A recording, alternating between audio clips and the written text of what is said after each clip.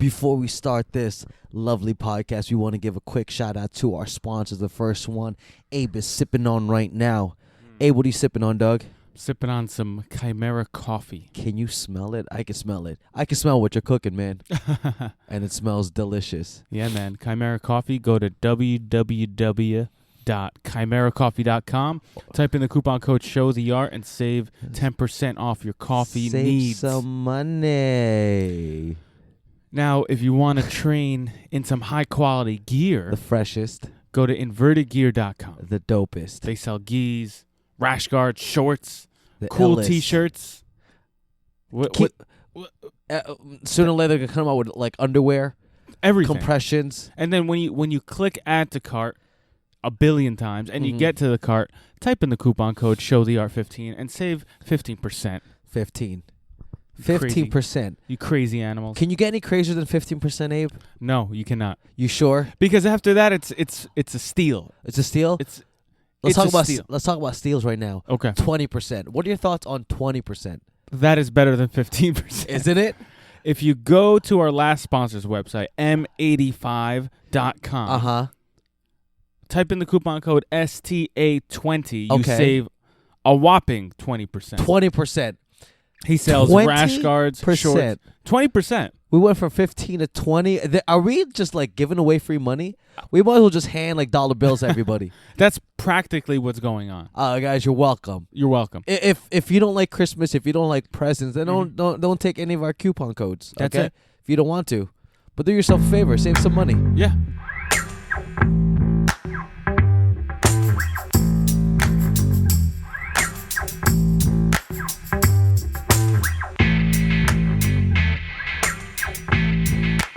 Welcome to the Show the Art podcast. Today my guest is Kimura Trap Master David Avellan. David, how are you? Thank you for coming on the show.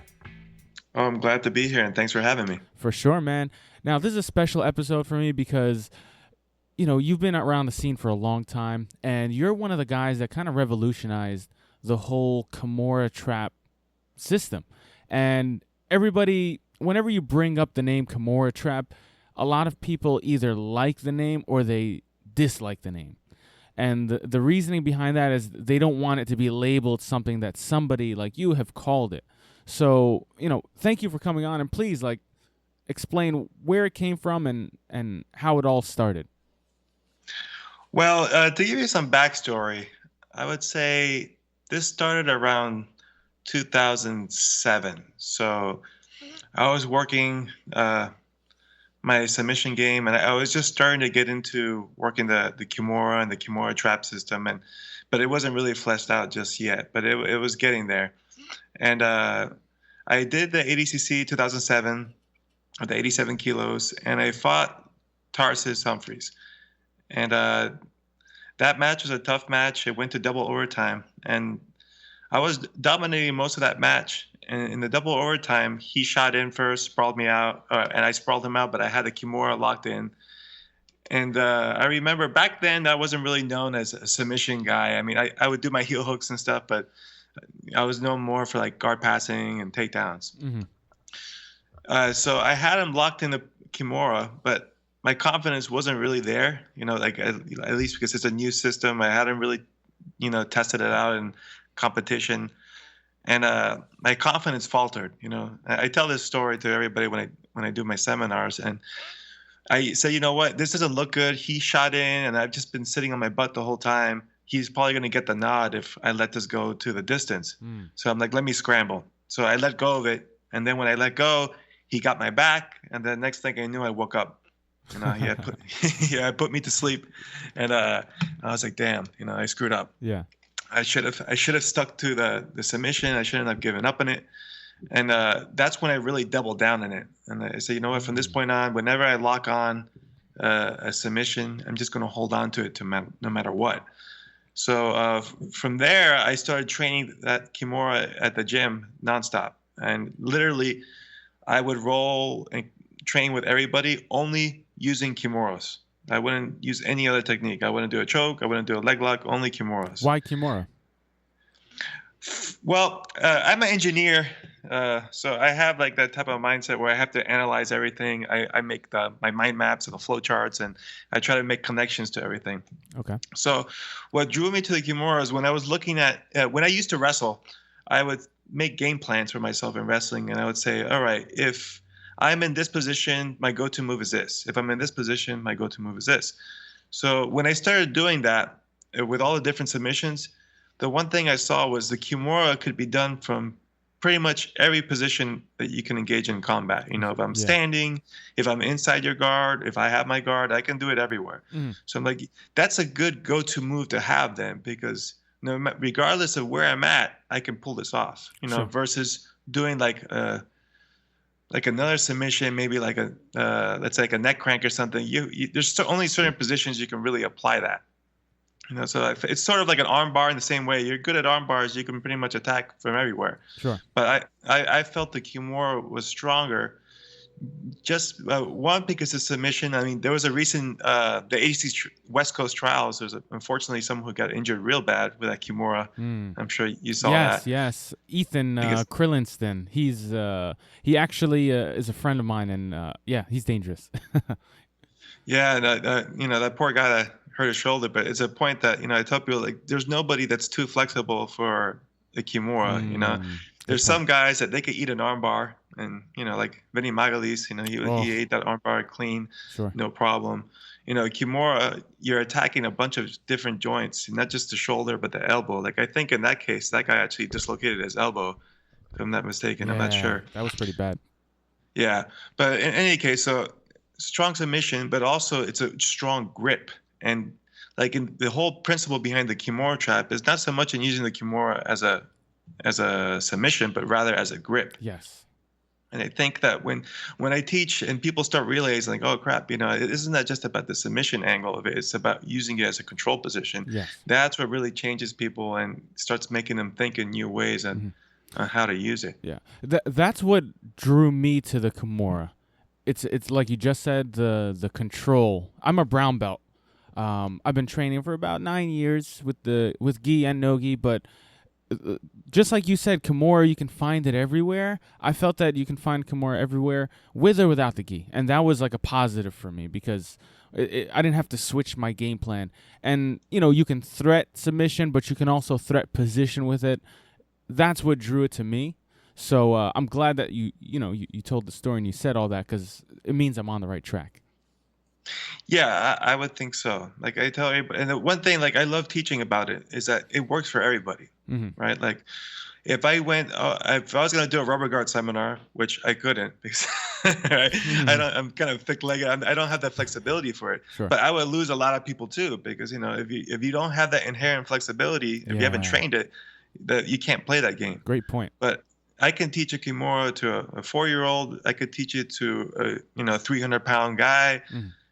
I've taught it to a guy with one arm, and he was able to do it. Nice. So like, there's no handicap to anybody getting into becoming a good Kimura guy. Sure. Very good point. Oh, sorry. So I think you were going into where it all started, and you were talking about after wrestling, I believe. How you so I was talking about the story with Tarsus, right? So after I started training this Kimura, like I said, I was only doing it for maybe 3, maybe even 4 months, just pure Kimura. Okay. After about a month or so, people were like, man, Master David only does Kimuras. It's so annoying. But the thing I noticed was it was still working, right? Like everybody knew exactly what I was going to do, and they still couldn't stop it. Nice. So to me, now I'm onto something here, right? Because everybody has a head start in knowing exactly what my game plan is, but they still can't avoid it. And it's sort of like when you see the greats, like Marcelo Garcia. Everybody knows he's going to try to arm drag you, and you still get arm dragged and get your back taken and choked. He's mastered that and specialized in that technique so far. Like it's a lot of ground you have to cover to be able to defend that or to counter that. So after that point, then I started, and as I started doing it more and more, I started learning more about it, because I was playing with a lot of people And I was figuring out, when I do this Kimura trap in a TV position, now I could do a reverse triangle, and then I could do a head scissors. And I started building it up. So at that point, I started writing everything down, and that's when I made like my flow chart and mapping the whole sequence out. So Nice. fast forward, 2 years later, 2009, I'm at ADCC again, and I faced Tarsus Humphreys again in the quarterfinals. And we end up in the same exact position. He shoots a single leg, I sprawl him out, and then I have a Kimura. At this time, I'm like, there's no way I'm letting go of this. I know how it ended last time. I didn't scramble well. So I stuck with it, and it got a little funky because we rolled out of bounds. They restarted us, but ultimately I prevailed. He panicked at one point, and then I got the one-arm choke and finished him there. Nice. And for me, that was very redeeming because not only that tournament, just besides the success I had with the Kimura trap there, in that tournament, I submitted 3 out of 4 people, and those were the first submissions I scored in ADCC, and I got my bronze medal though. So it was a big shift for me because at that point, I feel I became a submission fighter now. Now I was hunting for submissions. I was purely focused on them. Oof, that's a powerful story. When just getting into your mindset pre-match with Tarsus, because not everybody competes, and it's such a big pool now that you might not compete against the same guy ever again unless you're at the higher levels. So when you fought Tarsus that second time, or when you were getting ready to fight him, obviously in the bracket system, you might not know until, another match goes on. What was in your head? You're like, when you found out, okay, I'm going to fight Tarsus again. What was going through your mind at that point? Oh, I was psyched. I really wanted that matchup. Nice. So I knew when I looked at the brackets, if he won his first match and I won my first match, I would meet up with him. So I was very motivated to fight him. Oh. So when I got the opportunity and I saw I was in, I was thrilled. For me, those rematches, I have a lot of energy for those because I have something to work on. Yeah. I've been on both sides of those where I had to fight somebody that I beat. Like for example, with Zanje, I had beat him in ATCC in 2007. And then we rematched later, and those are a little tougher, right? So because the first time I beat him, it was very, very close. It was a triple overtime, so it was a very, very close fight. Obviously, it could have gone either way. Yeah. So when I went to face him again, I'm like, okay, I'm gonna have to bring the A game in there, and he bested me in that one. But yeah, I like rematches. If I can get a rematch, I feel pretty good at. Yeah, I'm gonna take it. That's a sign of a true competitor. When they lose and they get excited for a rematch, they want the rematch. That's when you're a true competitor. Because some people falter. They lose to somebody and they just feel like, all right, that guy has my number. Let's move on to somebody else. But it's a true competitor's nature to want a rematch. But it is hard to get up for someone you already beat, I must say. It is harder, yeah, for sure. I think personally for me, the advantage would be towards the guy who lost it, at least in my case. Sure. If I lost a match and I'm fighting him again, for sure I'm a lot more motivated than if I beat the guy, then I have to try to beat him again. Now, you compete at the high levels, very high levels, the top levels of jiu-jitsu. At what point did you feel like, all right, I can hang with these guys? Because everybody goes through training with the same partners, and then you compete, and you're not sure, and there's hesitation, and then you win some, you lose some. But at what point did you feel like, all right, it clicked, I can hang with these guys, I have the confidence that whether I win or lose, I can still beat anybody in the game? That's a good question, particularly from my background. And I think a lot of people might find this useful because I didn't come from a very a famous Brazilian black belt lineage. When I started, even in wrestling, I wrestled, in high school, and I just wrestled 3 years. A lot of people thought I wrestled in college. I'm just 3-year high school wrestler.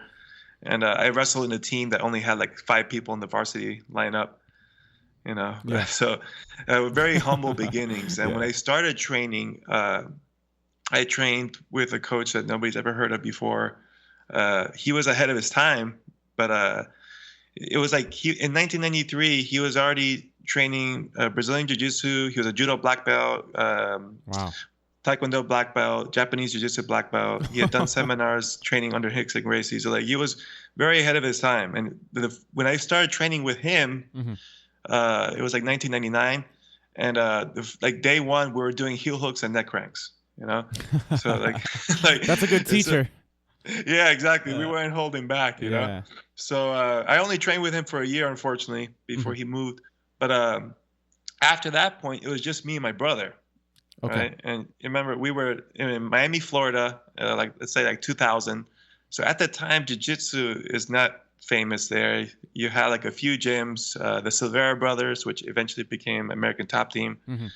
And that was pretty much it down there. You know, I mean, you had George Pereira, he had his team there, but there wasn't a lot of jiu-jitsu there, and we were no gi guys, and everybody was training gi. Yeah. You know, like in my life, I probably trained with a gi like 5 or 6 times. You know, Still to this day. Yeah, to this day. So Nice. everything I do is no gi. Nice. Because primarily when we got into it, we were focused on fighting. Sure. When I started, I was doing NHB, and then the way it came about is that in Florida, it's around 2001, they outlawed mixed martial arts. So at that point, me and my brother stopped competing in like these underground like warehouse fights, you know. So in the bottom it was of a really, basement. it was really ghetto, you know. Yeah. Like it's actually funny because I fought Minotauro in one of these underground. Really? Like, yeah. Oh, man. Before he was famous. Yeah. That's what made him famous, right? Fighting in these little basement fights. Well, no, he was actually. That was a funnier story. So I'm sort of sidetracking here, but Please tell it. That sounds like a great story. Okay, so and this will give you some backup too, because before I fought him, like a week before, I did the Pan Americans with the gi. Okay. So keep in mind, like I said, we barely trained with the gi, but we had this wrestler mentality. So when I entered as a black belt. You had to, right? Well, no, back then I wasn't a Brazilian Jiu-Jitsu black belt. I had about a year worth of training in. When your mixed instructor martial left. arts. Gotcha. Okay. Yeah. So I was still under my instructor there. But since you had that wrestler mentality, go big or go home, you went in as black belt. Interesting. Exactly. Nice. Yeah. Me and my brother went the same way. You know? So, and I remember when we were doing the weigh-ins, who was running the tournament? I think it was Paulo Castro. He was there, and all the guys was giving us dirty looks, and you know, I'm like, why they look so offended? You know, I didn't realize at the time the culture, you know, of me jumping in like that. Yeah. But that didn't turn out well. I'll tell you what. It's funny because we went in there and we were warming up like wrestlers do, like crazy aggressive, a lot of drilling, and you know, nobody was doing that, so a lot of attention was drawn on us. And then when they announced the black belt divisions, it was like a tennis match. Everybody suddenly got quiet, and there was only my match or, you know, the black belt matches going on. Ooh. Yeah, so like, wow, what the hell? This is a really weird like shift. That's tense. And I got massacred. I got armbarred, you know, within like probably like 30 seconds, and just with a basic gi technique, you know, I wasn't familiar with. And then my brother got slammed out of bounds, and he got DQ'd. So it was a total catastrophe. I remember we would film our matches. So we filmed it, and afterwards we were in the back of a Wendy's getting some, you know, Frosties, and we're watching these videos, and we just started cracking up like, oh, we freaking screwed up here, you know. But the very next week, just to show you like how you bounce back, the very next week I did a shoe fight, and it was in a warehouse, like with a gym. It was really ghetto. And I fought Pablo Popovich. Nice. And he was a brown belt at the time. And I came, and we had a good fight. I beat him on decision. And the match, there was a lot of Brazilians there, a lot of guys from his corner, and they got really upset that he had lost, and they started making a ruckus. And I was already gassed out of my mind. You know, that was probably like to that point one of the toughest fights I've had. Sure. And my coach goes, "Hey, you got to fight again." I'm like, "Oh man, I was just ready for one. You know, I'm done." He's like, "No, you don't understand. Either you fight in there or you fight in the parking lot." I was like, "Oh crap, okay." Like, who is I'm fighting? And there was this really tall guy, you know. Okay. I'm like, and he looked like a kickboxer. So I was like, okay, I'm just gonna shoot in, take him down, and try to beat him on the ground. Sure. Nevertheless, this was Minotauro. Oh my God. Right? So I had no idea. He wasn't famous back then. So I shot in, he got behind me, and then he like he was like elbowing me in the back of the head and all that. He got me with a rear naked choke. And then I was like, oh, whatever, you know. And someone goes to me, hey, you know who you just fought? I'm like, no. And he's like, oh, that's Minotauro. I'm like, who's that? He goes, oh, he just fought in rings and stuff like that. It's like, oh, well, now I know. Wow, that's a crazy story. Yeah, you know, so like we had a lot of these type of exposures early on, you know, before. And essentially we proved me and my brother, we competed with each other all the time in the gym, you know, and even though we were pretty close, and well, I had maybe like 15, 20 pounds in him, but we would go back and forth. But I had to attribute a lot of our mindset to my coach, Tirso Valls. He was my wrestling coach in high school, and he really instilled in us that grit, you know, that it doesn't matter who shows up, and, you know, you just take them on for what they're worth. Sure. That's one of the most important, like, aspects to have when you're entering a competition, right? Yeah, most definitely. You gotta be able to have confidence in yourself and go in there. Yeah. If you start sweating, you know, who you're fighting or, you know, what's going on, it's gonna tear you apart. I can remember one time where I like psyched myself out a bit, and it was against Salo Ribeiro. Okay. The first time I faced him, it was in the Arnold Classic, probably like 2002 or somewhere around there, and that whole trip was a disaster to begin with. You know, we had to book our flights. It was in the winter. I think I might have gotten like sick, or I was like feverish before the match. But a lot of it too was just I'm like, holy crap, I'm facing, you know, Salo. This guy's a legend, you know, like he's a beast and this and that. And I was really nervous. And when I got in there, my coach at the time was like, look, he has a crazy good half guard. Don't mess around. Don't let him pull guard. Yeah. Right. You need to score that takedown point. And get points early, pretty much. And get points early. You know, you can't start behind or he's gonna, you know, beat you there. So I'm like, okay. So we start the match, and then you know, I'm trying to shoot in, and he's sprawling like awesome. I'm like, man, for a guy who wants to pull guard, he doesn't seem like. And then he ended up taking me down. He shot a very nice shot, and, you know, it took me down. And I was looking at my coach like, what the hell, you know? Like, I wasn't even focused on defense. Yeah. And he ended up beating me there. Oh. And then afterwards, I learned, you know, like Salo, you know, he was training with at the time with I think Daryl Gold or something like that for wrestling. I'm like, oh crap, well that would have been good to know. Yeah. And Salo's a very good judo practitioner. He's been throwing a lot of guys in his most recent competitions. Yeah. The coaching, the intel report wasn't up to snuff. Especially against one of the best, which is what makes him one of the best, a legend. It's being at the highest levels and still, you know, adding new things. Absolutely, you know, but I learned there, you know, I competed with him. Like he didn't wipe the mat with me. I mean, he got me on a takedown, and I think he passed my guard once, and you know. That was it. So I'm like, you know, I can hang with this guy. Yeah. You know, it's not like I'm that far off. Yeah. You just needed a little bit more confidence in your own game. Yeah. I didn't need to like sweat these guys and think, oh, how much better they are. Because unfortunately, I got a lot of early exposure to fighting really good guys. Like Kip Collar, great guy. You know, he had given me super fights, you know, when I started doing Nagas. Yes. And I fought Gordo.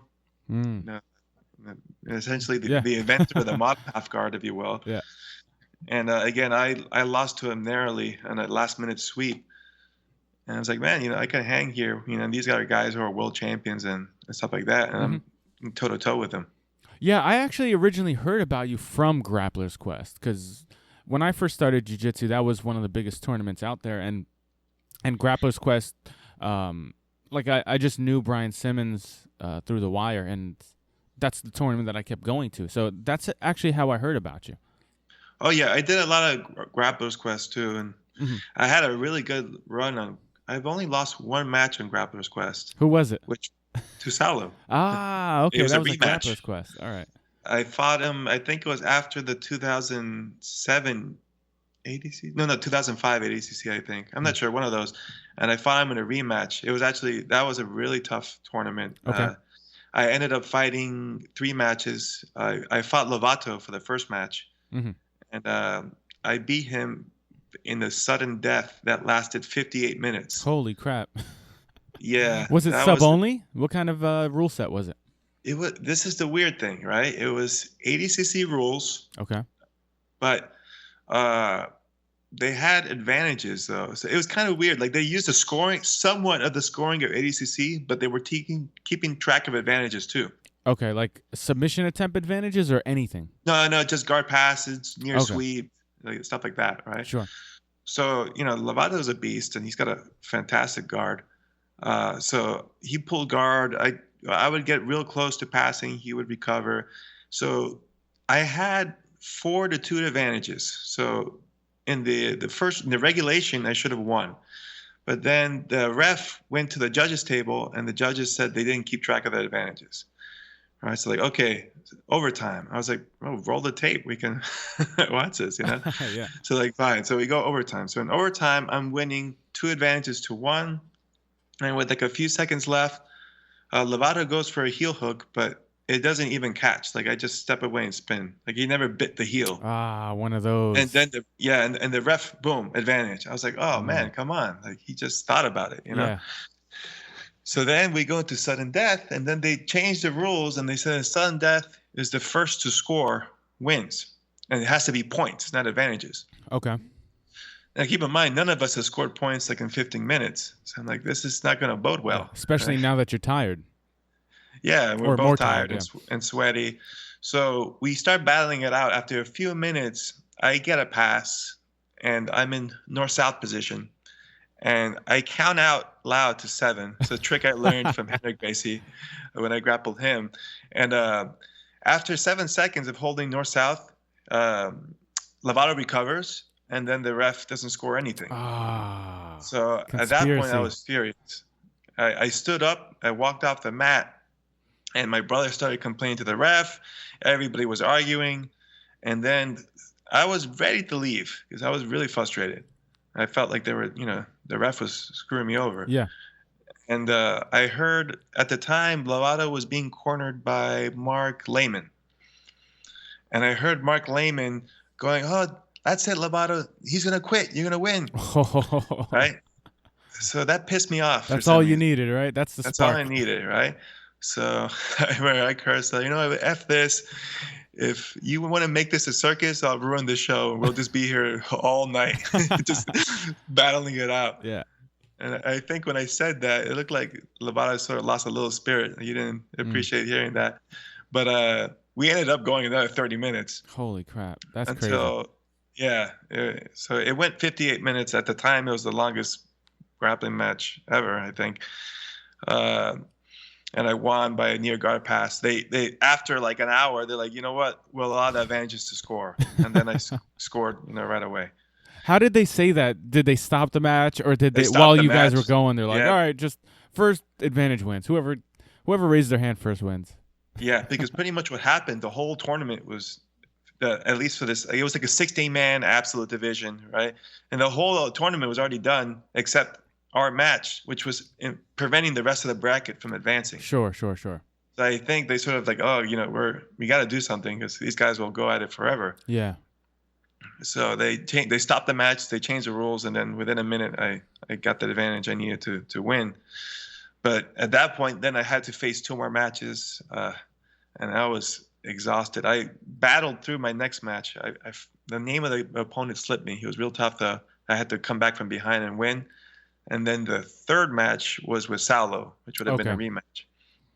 And with Saulo, I was like, oh, man, this is a match I really wanted, And I remember I was really like in a kind of a strange place mentally. I told myself I would trade my life for the victory just to win that match.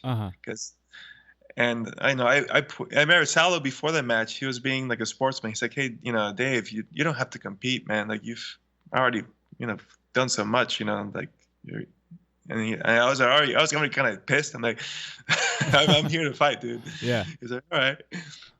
And he ended up beating me. I got one good lateral drop on him and some scrambles, but he ended up beating me by points. I think it was like 5-0 or something like that.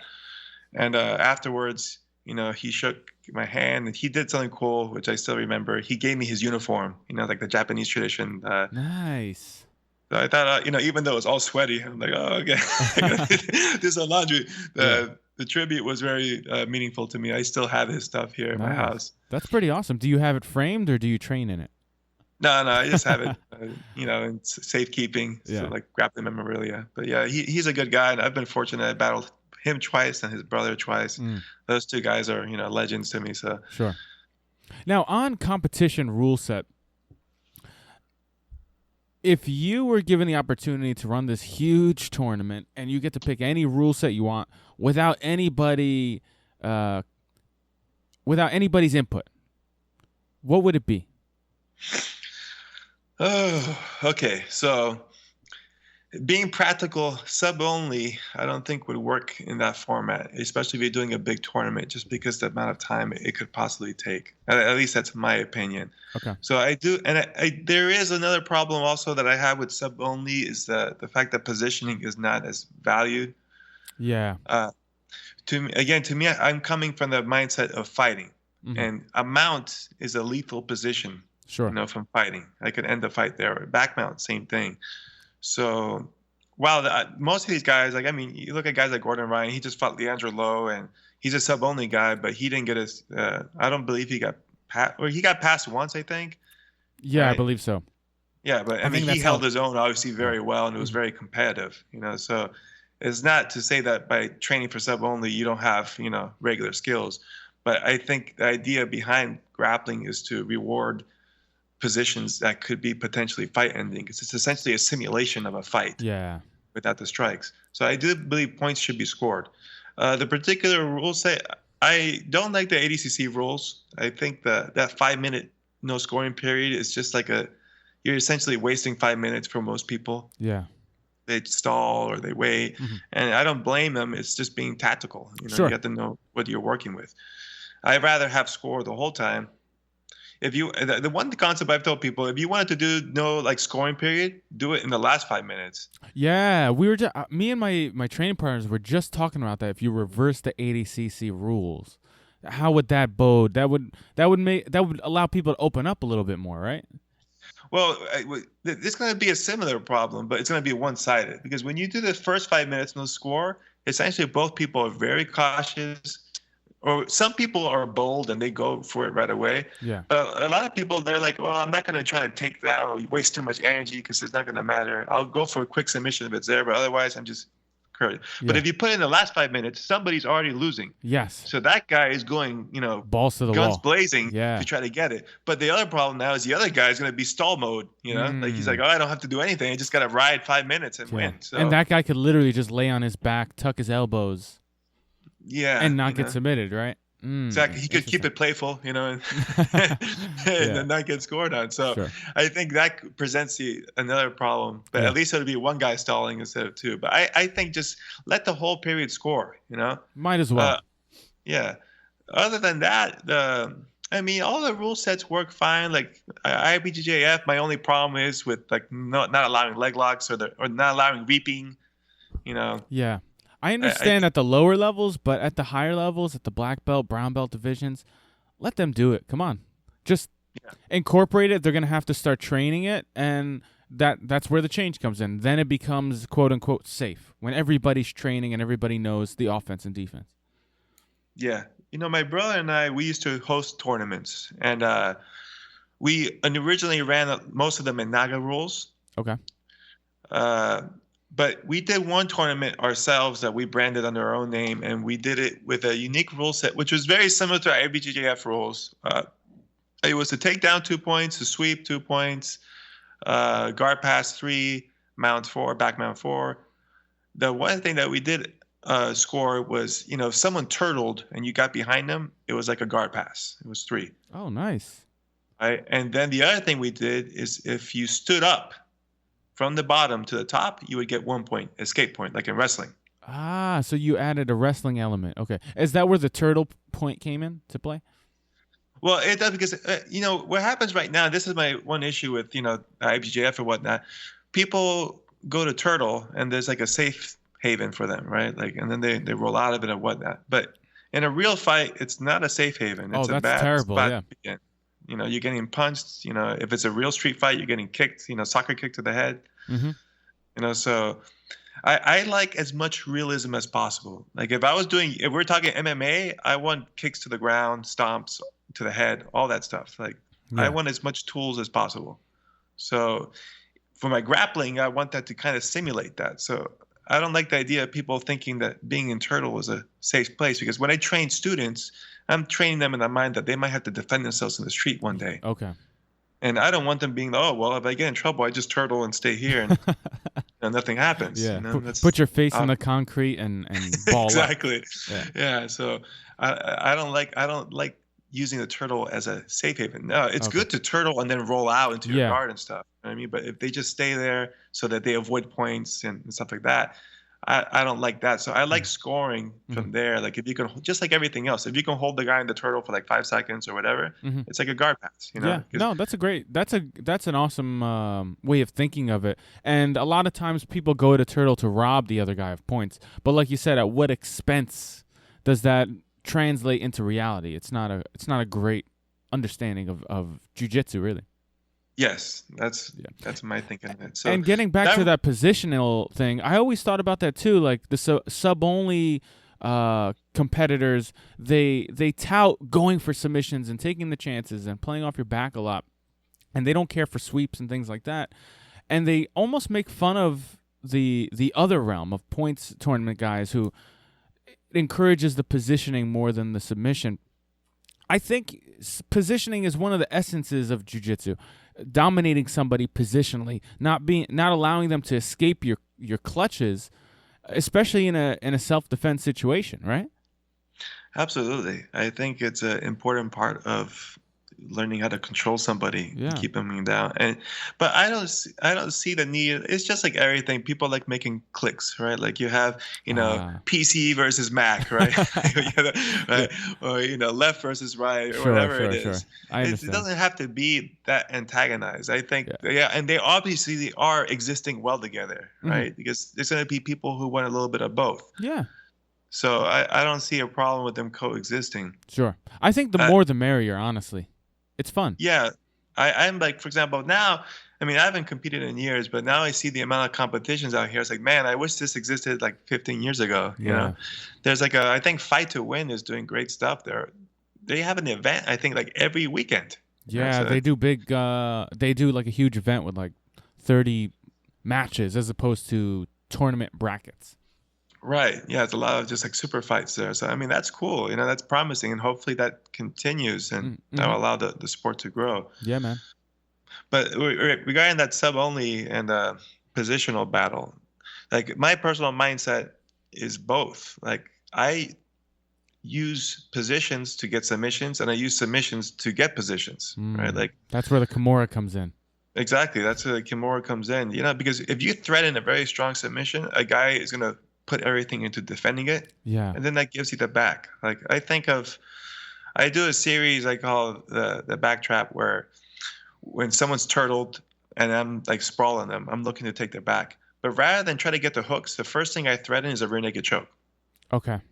And it's actually quite easy to get. A lot of people are not aware that you can do the rear naked choke without the hooks. Think that you need the hooks. You don't need the hooks, So if you shoot that choke in first, what ends up happening is that people start defending the choke and they bring their hands up. Now they're not worried about the hooks. Now the hooks come in afterwards, right? So I like mixing up the threats both ways. I try to advance my position so I can have a better opportunity for submission, and I use my submissions to advance my position also. Learn, kids, learn. Take this advice. It's very important. I'm not at your level at jiu-jitsu, and I don't nearly have as much experience, but I feel like I finally started to get that in jiu-jitsu, where it's more than what meets the eye. It's the setups. It's using certain things as positions to get other things. It's to kind of string somebody along and bring them down one path just to get something else that they're not expecting. And I feel like once people hit that point, that's when their game can truly evolve, and that's when they can start really opening up and hanging with the better guys, if you will. That concept, right? Absolutely. Yeah. When you start being, and I know Kit Dale, who was a great guy, funny as hell. Yeah, he is. He has his whole concept-based training system, and I agree with certain elements.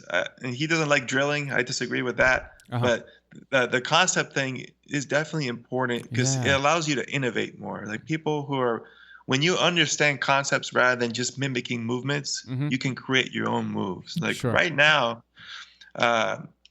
I have like a list on my computer here of techniques that I've thought of that I need to try out and practice and then get them. I do that too. They work. Yeah.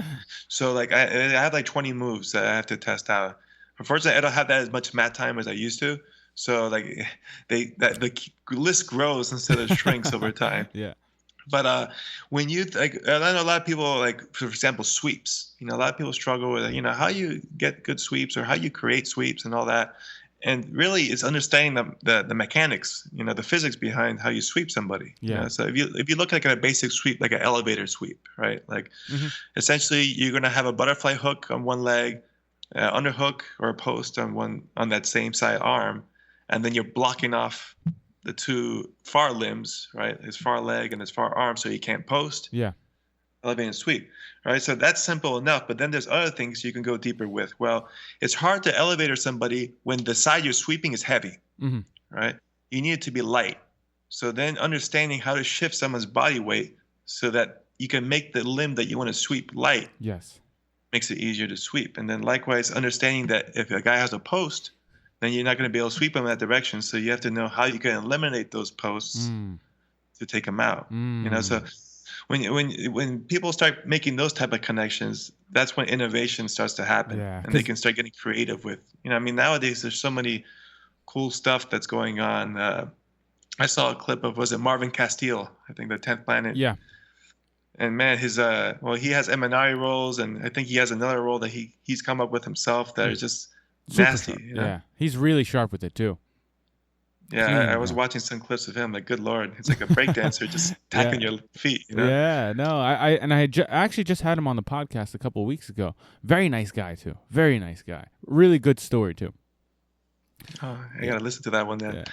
But yeah, I like what you're saying about that, and that's where the experimentation comes in. That's when you can go in and say, all right, I'll get into this position. I'll set myself up so that the limb is heavy, and then start testing out theories on how to off-balance them a different way, right? That's where the innovation comes in specifically. Absolutely. You got to put yourself in those positions and start playing around with it. So I, for example, when I was learning the Kimura Trap, like I told you, I just did all Kimuras the whole time. But that wasn't the first time I've done something like that. The first time I focused purely on something was with half guard. And it was because I told you I had that match with Gordo, and Gordo beat me. And the only way he scored on me was half guard sweeps, but he swept me twice. And at the time, I knew very little about half guard. To me, half guard was just an intermediary position between side mount and close guard. I didn't want to be there. I just always try to recover. Keep in mind, this is like 2000, 2001. So after that match, I had the tape, and I studied every sweep that he attempted and he completed.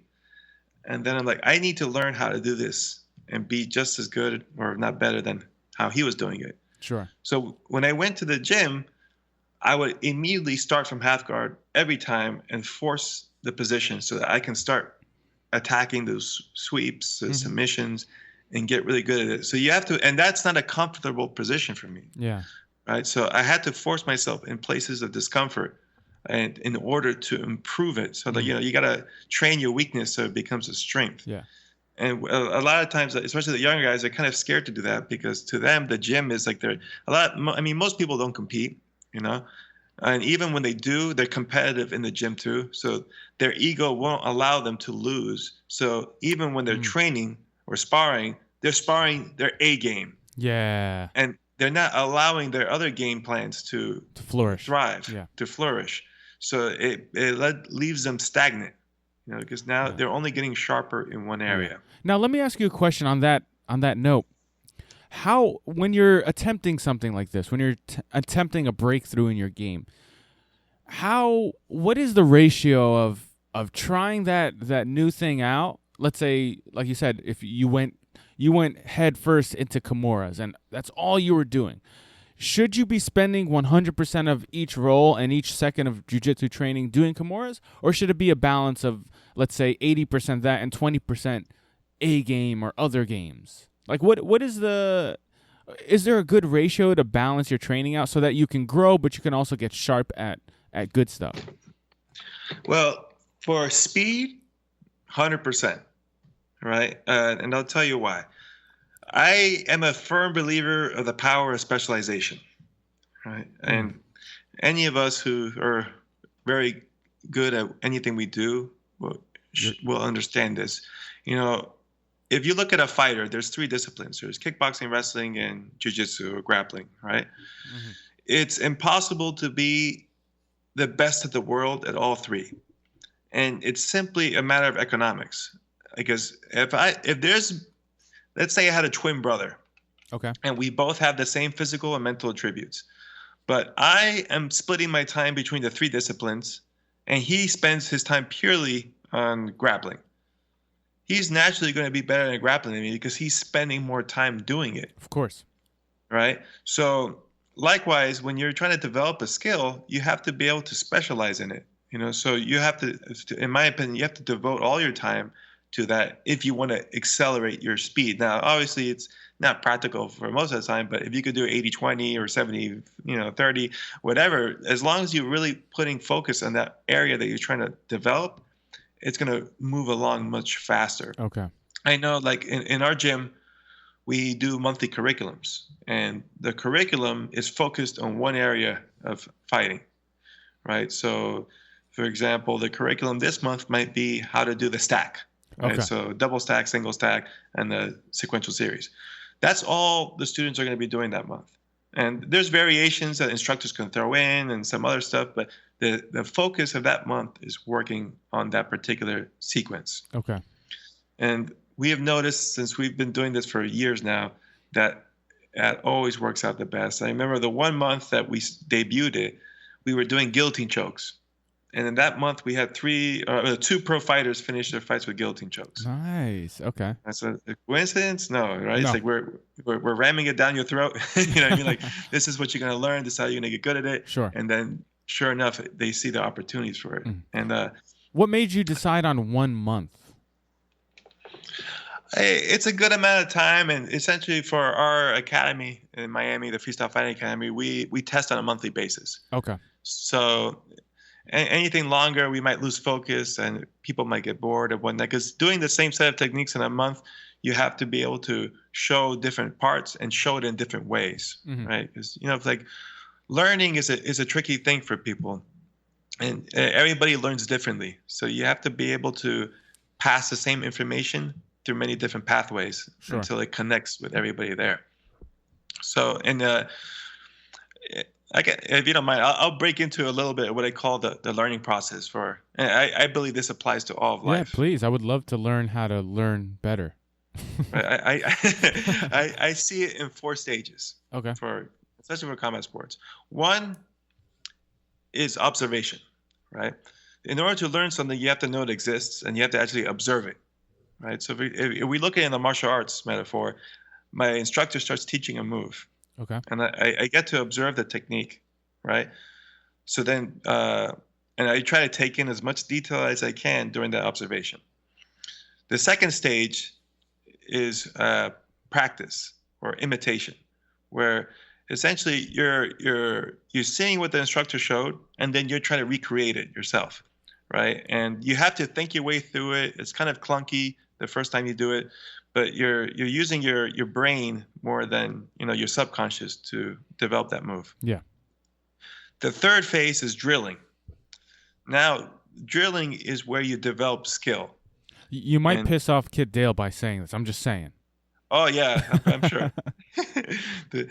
To me, drilling is where you develop skill, because now when you drill, you shouldn't be thinking. It's subconscious action, right? So you're working on your speed, you're working on your power, you're working on the efficiency of the technique. Yeah. And in wrestling, drilling is pretty much 80% of practice is just drilling. Okay. And so it's the same thing for us in in jiu-jitsu and really in all areas of life. You have to keep repeating that process over and over and over again. And as your muscle memory and your subconscious develops those connections that make that technique better, you get better. The final stage is testing or sparring, right? Or sparring, you're putting it to live use against a resisting opponent. And what sparring essentially provides you is feedback, right? It lets you know, hey, you tried this, but a certain part of the technique didn't work, right? So sparring then plugs back in to observation, because now you have to observe in your memory or video what went wrong or what went right. So then you can go back to stage 2 and practice the mistake out. And then step 3 again, drill the correction to the technique subconsciously. Step 4, once again, repeat sparring and see if you fixed that hole. Dope. And if you haven't, you have to observe it again and come back around. So that's the feedback loop, if you will, that repeats itself. So when we're trying to create a new skill set, right, the most of the time investment is in drilling. Now, the problem is that most people don't like drilling. Yeah. Right? Because it's kind of boring. You're doing the same thing over and over again. And if you're doing it right, it is very difficult. Yeah. It's the hardest thing you can do, because the spirit of drilling is 110% effort. Yeah. Right? So you're exhausted. Like for my ADCC training camps, again, 80% of it was just drilling. My brother would give me a sequence. He would say, okay, we're going to do a takedown to a guard pass. Person's going to go to fours. You're going to get the hooks. You're going to go to the submission. He's going to scramble. You're going to get back up to your feet. And that was 1 rep, and we would do like 150 reps. Right? So that takes like an hour, hour 15, and you're exhausted when you're doing 100% effort. So, but all the, the greats have done it. Galval even has a book written on it. Yeah. Right? So it's no secret. Right, it's just hard work. Like Jordan Burroughs says, the grind. That's what the grind is. It's a lot of drilling. Sure. Now, sometimes you can bypass drilling, right? Like, there's been a lot of times where, just like you, I'm driving in my car thinking of a move, and I'm like, that's the answer. Not from the beginning stages, but from the after the number 4 testing phase. You're like, that's the answer to the problem I'm having, and then a lot of times I'll go right into class and just try it. Just go right into my rolls. I already know how to get to step 4. I've already been getting to step 4, and I just try that final answer that I've been needing, or that one answer that one person has been cracking down on. Now, right, is that very important to understand that not everything needs to go through the whole cycle. Sometimes you could be good enough to implement the answer. Yeah, and for sure that could happen, right? Okay. Like you said, like essentially what you did there, you're driving your car, you're observing your memory of your last sparring, and you're thinking, what did it go wrong? And then you had a eureka moment, something hit you. Yeah. And then you're like, oh, this is the fix. Yeah. Now, you could do the practice and then drill it out. But if you know it and it seems like super easy, you might just hit a home run and you go into sparring and right away what you had observed worked. Okay. Right? So you leapfrogged over it. But nevertheless, I would still recommend drilling that. Yeah. Just to build that into your muscle memory, because more than likely you probably have instincts to do it the old way. Yes. That's how you've done it many times before. Makes sense. And you don't want to rely on that. You don't want to get too comfortable settling on something like that, on that kind of method. Correct. Although whenever you can is good. That's a lot of people have trouble doing that. And I'll be honest, I'm on the fly type thinking, especially in competition, is very difficult. Yeah. So when you're able, like, especially in a combat situation, able to improvise on the spot, that's very novel. Like that's amazing to me, because that's the hardest place to do it. When you see like a lot of people have a game plan, and then the game plan failed, and then they just stuck. They have no idea what to do next, right? Like, yeah, that's the biggest problem in competition, right? Yeah, and that's why you have to plan ahead. Like essentially, when you have to think in combat, it means you weren't prepared. Okay. Right? For example, the first time you fight, you do jiu-jitsu and you underhook a guy's leg, you get triangled. You don't know what to do because you're white belt, you're unprepared, right? you're a black belt, okay, I should have never got under in the first place, but now I'm here. I have like 4 or 5 different escapes I can go to next. I don't have to think. It's just flowing, right? So enough preparation gives you that ability to flow. So if you're preparing for competition, you should have multiple game plans covering all the different situations you might get into. Sure. Because your goal in combat is never to have to think, because thinking is slow. It's the slowest thing you can do, because you're taking real time to calculate something where the other guy's trying to rip your head off. And the longer you take, it gives them more time to go after you, to go into their game plan, to keep doing what they're doing. You want to give them as less time as possible. Absolutely. For example, guys like Marcelo Garcia, I had actually listened to a podcast of, I believe, the owner of the school there. He's a chess grandmaster. I forget his name. Wayskin, right? I'm not sure. I know exactly what you're talking about. Yeah. Yeah. He was talking about flow states, right? And like one of the things that drew him to Marcelo Garcia was how he thrives on kinetic energy and motion, and how he's able to keep constantly moving. But like a guy like Marcelo, I doubt that he ever has to think. Yeah. He's just moving through, and since he drills those transitions that he puts himself in constantly, and he gets into them so often when he spars and whatnot, that it's so easy to him. Yeah. Have you ever competed against Marcelo?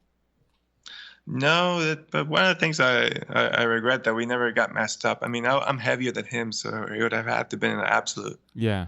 Okay. But it would have been fun to do. Although problematic. But he's such a good back taking guy. My God, yeah. Oh man, one of the best. One thing I wanted to point out, and this is just a theory I've been playing with, or a fun idea. If it probably will never happen, but the whole EBI overtime rounds, right? And this goes along exactly with who you are and what you've developed. I always thought if we were to add another type of starting position in the EBI overtime, for those who don't know, after the 10-minute match, submission only at the Eddie Bravo Invitational, they go to overtime. One guy gets to start in either the back mount position or the armbar position where you're holding the leg. The spider web is what they call it. But I was thinking, what if there was another position, right? And I always thought the Kimura Trap would be a great starting position. It definitely would be. It's akin to having the spider web. Yeah. Pretty much. There's definitely means of escaping it. It's not a complete death sentence. Sure. But it's also a very strong submission position. Yeah. That you can possibly finish. Yeah. And you can get into both of those other positions almost immediately. So it connects both of those anyway. It's not out of the wheelhouse. I'm not saying start in a triangle choke. So I always thought, like, if you would add anyone, that might be the best way to start. You start in a Kimura Trap, you're both laying down on your backs, and the ref says go. I think that would be great. I think they should add it. I'm just saying. Hey, as long as they call it Kimura Trap, I'll be happy with it. Right? Might as well. Yeah, but it's definitely a strong position there. But, yeah, I would say that would be a good position to add. Awesome. What is your favorite Kimura Trap I don't know, maybe setup sequence, anything? What is your favorite Kimura Trap move? Oh, that's tough. What is the one you've been hitting all the time that you never let go? It's the one that it's the old school that never lets you down. Oh, well, the old school is always going to be from the single leg. Anytime someone shoots a single leg, stuff in the head, or head inside single leg in particular. Yeah. Stuff in the head and going into the Kimura Trap back take. That's been the clutch go-to, and I think most people now are doing that as well. But the one that I'm working on now I'm excited about is what I call the reverse Kimura Trap. Yeah, I saw your Instagram videos about it. Looks very interesting. Yeah, because again, like I said, I'm always trying to play around with things and trying to innovate, and that one in particular, because now that when I train, my friend Spencer there, he's a black belt, first degree black belt here, and I've been rolling with him. He's a super cool guy. Okay. He knows I'm going to Kimura, right? So he's, especially when he's on bottom half guard, he's keeping his elbow in, which is what you're supposed to do, so you don't get caught with Kimuras. Yeah. So I was playing a lot with the reverse Kimuras from closed guard and just from bottom to sweep people and whatnot. So I'm like, oh, what if I did it from the top? Mm-hmm. Right. And it gives you a very strong control over that arm, and it completely opens up that side of his body, like the top side, if you will, to attack. So as you saw in that video, it opens up to back takes, it opens up to leg locks. It's a lot of things. So it's something I've been playing around with for like a month or so now. So yeah, I'm excited to see what other people can do with it. I taught a seminar in 10th Planet, Bethlehem. Yeah, that's like an hour from me. Oh, okay. Yeah, I didn't know you were in. Oh, you say you're in New Jersey. Yeah, I'm in New Jersey. It's probably like an hour and a half away from me. Honestly, I would have gone had I known sooner. I didn't even realize it was going on until like the day before. 'Cause Zach is a friend of mine. Zach and okay, yeah, cool guy, super nice guy. Yeah, very nice guys. But nice. So how much? Because here's the problem with the internet, right? People put out, everybody and their mother puts out videos, and everyone is an expert. So everyone questions. Oh, I don't know if that works. I don't know if that works. It's just a fantasy move. Have you had a lot of success with this move? And I assume you have. Otherwise, you wouldn't even put it out there. But have you had a lot of success in class with the reverse Kimura trap? I have. So for me personally, I'm liking it a lot. Okay. But again, that's why I put it out there in part 2. It's like a field test, like let me see how people. And that's why I put it even in the post. Can you make this work? So I want to see how other people do with it and make it work. A lot of the best moves that I've gotten have come from my students and from other people, who show me. They tag me, go, hey, look at this. Like, I think his name. The guy who the president of Zapatero, I think. I forgot his name. He calls himself Star-Lord, I think. Star-Lord MMA and Instagram, I believe. Yeah. But he had tagged me in a cool like Kimura lockdown to leg lock. I was like, oh, I was so simple and I never even thought of it. Nice, yeah. So I like passing it out there to see, because there's many other takes people can do. Because like I said, the more time you put into something, the more discoveries you're going to get. So for me to put in, X amount of time is going to take me, X amount of time. But now if I crowd share that or crowdsource that, now I have like 100 people trying it out, we're going to get stuff faster. Sure. So to me, sharing information obviously is important. I know in the old days, people would try to keep things under wraps. Yeah, but that's when myself included. Yeah. When I was doing the Kimura trap, I could have released it like in 2009. But I was like, I don't want to release it just yet, because I want to actually use this and catch people off guard. Sure. So. No, that's important. When you're at a high level competition, that's important. But when people like try to hide things from other school students and they don't want you to leave or they don't want visitors because they think you should keep that a secret, that's when it gets a little crazy. Because right now we're not fighting to the death. It's not my school versus your school. And, we literally fight to the death. That's why we have to keep our moves a secret. Times have changed. It's martial arts, a sport now, as opposed to like a life and death situation is what I'm saying.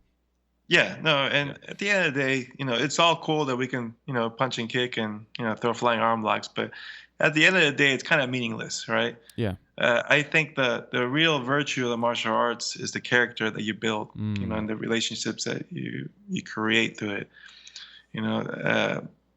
Like I've told my girlfriend, you couldn't pay me enough money to take away my martial arts experience. I mean, like, you can give me $100 million, I wouldn't take it if that meant wiping out everything I know about martial arts, because it would essentially wipe me out. Right? The lessons I've learned, the friends I made, and just the realizations I've generated through martial arts training, discipline, self-respect, confidence, all these types of things, they're invaluable. Powerful. I didn't want to talk over you because that was like very, very important lesson that I think a lot of people, and nowadays in martial arts, whether they're starting martial arts or they're, 5-10 years deep into martial arts, can benefit from. That's very good advice, really. I think now we're at an impasse where we're losing some of that, right? Mm-hmm. I see because the sport has now become famous. Yes. Right. And now it's become lucrative where people, can make a fortune off of it. And a lot of people now come in wanting to be famous, and we've had people come into the gym that they're talented, they have natural gifts, so they've trained hard at it, but I wouldn't call them martial artists, right? They're fighters. Yeah. Athletes. Yeah. So it's not the same to me, right? Because a fighter just means you have physical ability. It doesn't mean you have character. And I understand some of it. Like, you have a guy like Conor McGregor who's done amazing things for himself and for the sport, honestly. Yeah. But at the same time, he's been playing a heel and, antagonizing everybody. And that is naturally to get people who want to follow suit, right? Because like, oh, it's working so well for him. And he, he happens to be a great fighter too. I want to mimic that, archetype and be the heel and, just flip up everybody and, say inflammatory things. But he's dealing with really high stakes money. It's different than us normal people. Yeah. And at the same time, a lot of that might be character. Like, I don't know him, so I don't know if that's just him playing a character. Yeah, exactly. But there's a lot of people that play characters, I remember when Tito Ortiz, was out there and, he was the Huntington Beach bad boy. He played this bad boy persona. When he came to my gym, he was super nice. He did a seminar. We were fortunate. We got him when he was a UFC champ. He did a seminar at a gym. Really nice guy. Taught some really great stuff. He wasn't the jerk or anything like that. Sure. So, I think a lot of it is just hamming it up a bit. But, when you're just watching it and you're taking it in face value, you might think, oh, that's how I need to act in order to get famous. Yeah. And then you have all these people coming in now. I mean, I saw that, Marcelo recently put, I think that Dylan Dennis on leave because of that type of behavior. And I respect that, because you don't need that representing you. Absolutely. I agree 100%. From everything I know from Marcelo, he looks like a, sweetheart, really, gentleman. And he believes in the martial arts mentality. Absolutely. Yeah. And that's what I'm more big on. My brother and I, through our gym, we've had to let people go just because differences in mindset. People who just don't gel with the culture, and it's fine. Everybody's not the same, but protecting the culture of your academy is obviously very important. And I think more people would benefit from that, rather than have this like fighter mindset where they're just trying to be an athlete, than be a martial artist. Sure. On that note, David, I have to go. We have to run. I have to address some personal stuff. But I would love to get you on a part 2 and talk a little bit more about martial arts business and things of that nature if you're ever interested. Yeah, absolutely. But I'd be more than happy to. But I really appreciate you coming on, and you're honestly one of my favorite guests. Everything we talked about and your story and the words of wisdom and I really appreciate it. So thank you, man, for coming on, and I hope to have you on again soon. Absolutely, Abe. Hit me up anytime. For sure, brother. And if there's any way people can reach you, please tell them if you want to give your page a shout out. Oh, for sure. They can visit my blog, which is davidavellan.com, or you can visit the kimuratrap.com, which has pretty much everybody I think knows about at this point, but I give lots of free videos. And on my blog, I have over 100 videos that I give out. There's I think 200 emails that go out for free. So if you want to stay plugged into what I'm doing, that's the best way to get about it. Perfect. Thank you so much, man. Guys, follow him, David Avellan, on Instagram, and improve your Kimura game. Easy. Thank you, Abe. No problem, man. I'll talk to you soon. Take care.